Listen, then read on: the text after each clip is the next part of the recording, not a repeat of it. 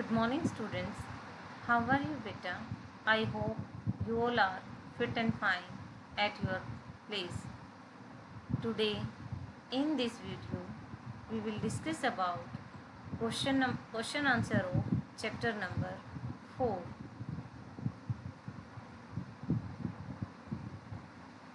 Question number 1 is, what is root and shoot system? Root और shoot system क्या होता है? बेटा, जब चैप्टर हमने रीड किया था तब हमने पढ़ा था प्लांट के 2 मेन सिस्टम होते हैं। प्लांट को 2 मेन सिस्टम्स में डिवाइड किया गया है, रूट सिस्टम और shoot system. Root system below the ground and shoot system above the ground. Shoot system के अंदर ब्रांचेस, लीफ, फ्रूट्स, फ्लावर्स, ये सभी चीज़ें, सभी पार्ट्स जो हैं वो इंक्लूड होते हैं। तो हम इनको पढ़ते हैं। Root system, the part of plant that is found under the ground is called root system. Plant का वह भाग जो ज़मीन के नीचे मिलता है, फाउंड अंडर द ग्राउंड, जो ज़मीन के नीचे मिलता है, इज कॉल्ड रूट सिस्टम, उसको हम रूट सिस्टम बोलते हैं। प्लांट का जो भाग ज़मीन के नीचे मिलता है उसको रूट सिस्टम बोलते हैं। Shoot system, the part of a plant that is found above the ground is called shoot system. जो भाग, प्लांट का जो भाग ज़मीन के ऊपर मिलता है, above the ground, ज़मीन के ऊपर मिलता है, is called shoot system, उसको shoot system बोलते हैं। Question number 2 is, what is chlorophyll? Chlorophyll क्या होता है? बेटा, चैप्टर रीड किया था तब हमने लीव्स के बारे में पढ़ा था कि ग्रीन लीव्स के अंदर ग्रीन कलर का सब्सटेंस होता है और उस ग्रीन कलर के सब्सटेंस को क्या बोलते हैं? Chlorophyll. Answer is, chlorophyll is the green substance found in the leaves. Chlorophyll green colour का सब्सटेंस होता है, तत्व होता है, फाउंड इन द लीव्स, जो लीव्स के अंदर पाया जाता है। क्लोरोफिल फोटोसिंथेसिस की प्रोसेस के लिए ज़रूरी होता है। जिन लीव्स के अंदर क्लोरोफिल नहीं होता है बेटा, वो प्लांट के लिए खाना नहीं बना पाती हैं, वो नॉन ग्रीन प्लांट्स में इंक्लूड होते हैं। Question number 3, what is photosynthesis? Photosynthesis क्या होती है? फोटोसिंथेसिस को हिंदी में बोलते हैं बेटा प्रकाश संश्लेषण की क्रिया। Answer is, photosynthesis is process of making food by plants. Photosynthesis एक प्रोसेस है, एक प्रक्रिया है, of making food by plants, plants के द्वारा खाना बनाने की प्रक्रिया को क्या बोलते हैं? Photosynthesis. Question number 4 is, how does a seed change into a baby plant? कैसे एक सीड, एक बीज चेंज हो जाता है एक बेबी प्लांट में?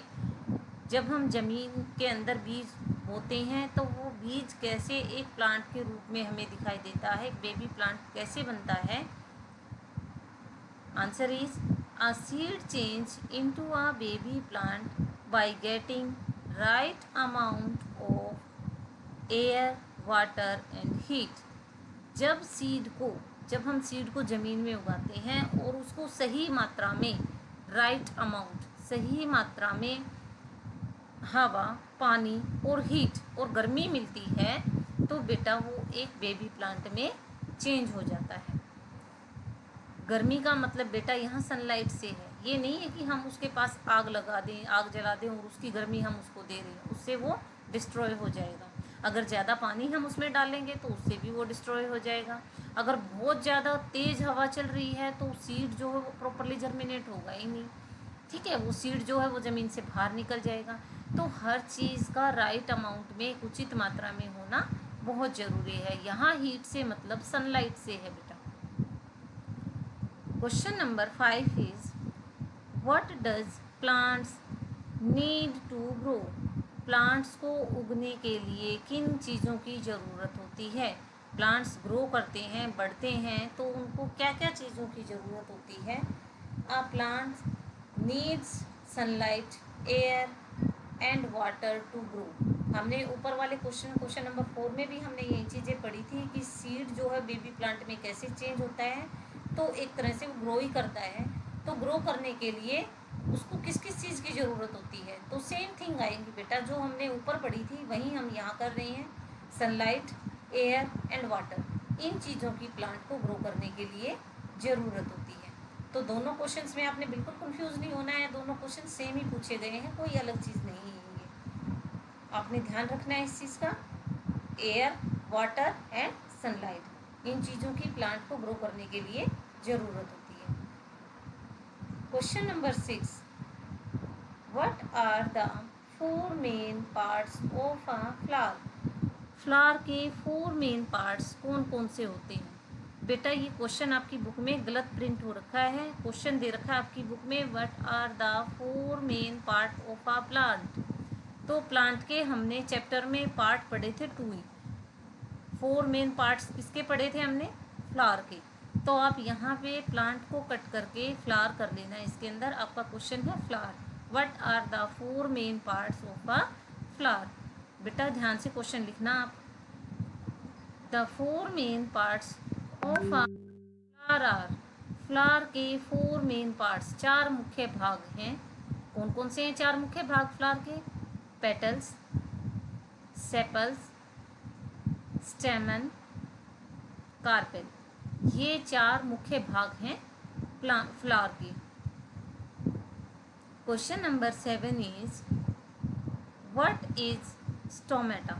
स्टोमेटा क्या होता है? स्टोमेटा के बारे में हमने पढ़ा था चैप्टर में। लीव्स के अंदर छोटे छोटे जो छेद होते हैं उनको स्टोमेटा बोलते हैं। ये क्या काम करते हैं बेटा? इनसे जो है प्लांट्स ब्रीथ करते हैं, सांस लेते हैं, हवा अंदर लेते हैं और बाहर छोड़ते हैं। Answer is small holes at the surface of leaf is called stomata. छोटे छोटे छेद जो लीव्स की सरफेस के ऊपर होते हैं, जो पत्ते होते हैं उनके सतह के ऊपर होते हैं, उनको क्या बोलते हैं? उनको स्टोमेटा बोलते हैं। Small holes at the surface of leaf, छोटे छोटे छेद लीफ की सतह के ऊपर जो पाए जाते हैं इज कॉल्ड स्टोमेटा, उनको स्टोमेटा बोलते हैं। स्टोमेटा क्या काम करते हैं बेटा? स्टोमेटा प्लांट्स की ब्रीथिंग में हेल्प करते हैं।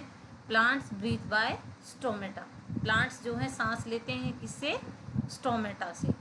तो बेटा आपको क्वेश्चन आंसर समझ में आ गए हैं सारे। थैंक यू बेटा and have a nice day.